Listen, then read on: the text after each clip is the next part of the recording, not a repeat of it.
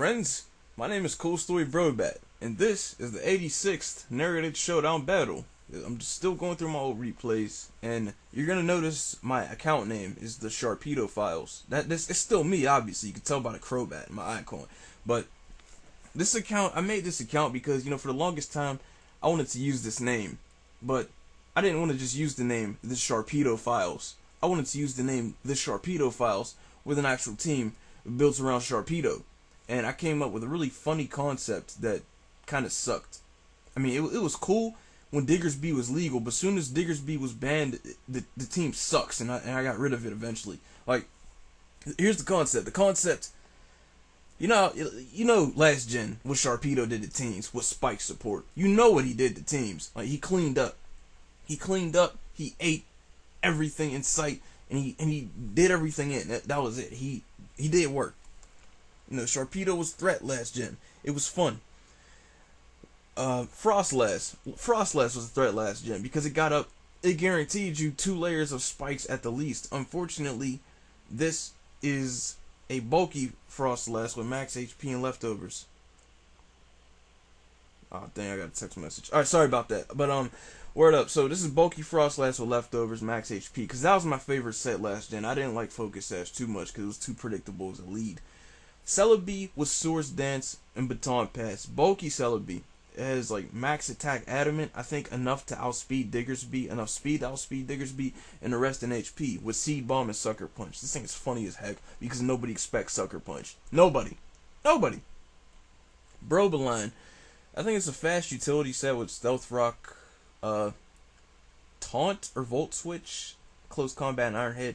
Aerodactyl, Mega Aerodactyl, because the one thing he needs in his life to actually be a threat is a free +2. Which is the whole concept. Like, Celebi sets up a Baton Pass, sets up the Swords Dance, and Baton passes it to any one of these 5 guys here, or any one of these 4 guys here, not including Frostlass, obviously. And Scarf Diggersby, because he held everything together, man. He's like one of the best scarfers ever because he can just wall break while scarfing at the same time. Now, this guy's team is an issue for several reasons. One, he sort of has an answer to everything on my team with a defensive Mew. Because the one thing my team hates, and the one thing I replaced Diggersby, which provoked me to replace Diggersby with Darmanitan after it got banned, was Will-O-Wisp. Mew with Will-O-Wisp kind of just ruins this whole team. Seriously, I have to focus everybody on my team into overwhelming a Mew just to have a chance at beating his team. Tornadus-T is an issue. Tornadus-T is part of why I chose Mega Aerodactyl, because he can still make advantage of a +2 and be a threat while still checking Tornadus-Therian very hard. He's got Mega Medicham here. This is obviously a threat. My main issue to deal with this thing is to just use Diggersby. I mean, not switch it in on it, but to just outrun it. Because Mega Medicham kind of also ruins my team a bit. I mean, Aerodactyl can kill it with Aerial Ace, but he doesn't want to take a Bullet Punch. Brobaline can Iron Head it, but unless I get the flinch, it's not really gonna do anything. And if he's Drain Punch, it's a lost cause. But however, the other thing with this team is that I got Destiny Bond on 2 Pokemon: Destiny Bond Sharpedo, Destiny Bond Frostlass. You know what we call that? We call that Ace Attorney, dual destinies, cause bonding time. But anyway, now Keldeo. I'm actually not too worried about Keldeo. Keldeo is like a free setup for Celebi. Metagross, it's the same issue that... it's easier to deal with because of Sharpedo and Diggersby, but it kind of really puts pressure on Aerodactyl. And Rotom-Cut, I'm honestly not worried about Rotom-Cut, unless he has a Will-O-Wisp. Then I'm kind of worried about it. But yeah, I'm going to shut up now, and let's just see how this pans out. He leads off with his Tornadus-T. I lead off with Kiana, my Frostlass. And like I said, I forgot I wasn't Focus Sash, so I died in knockoff on turn 1. Beautiful. No spikes, no nothing. Send in Air Smackdool, Mega Evolve. Go for the Aqua Tail because, I'm hoping that, actually, I don't know why I did that. I could have just Aerial Aced, but whatever, I guess.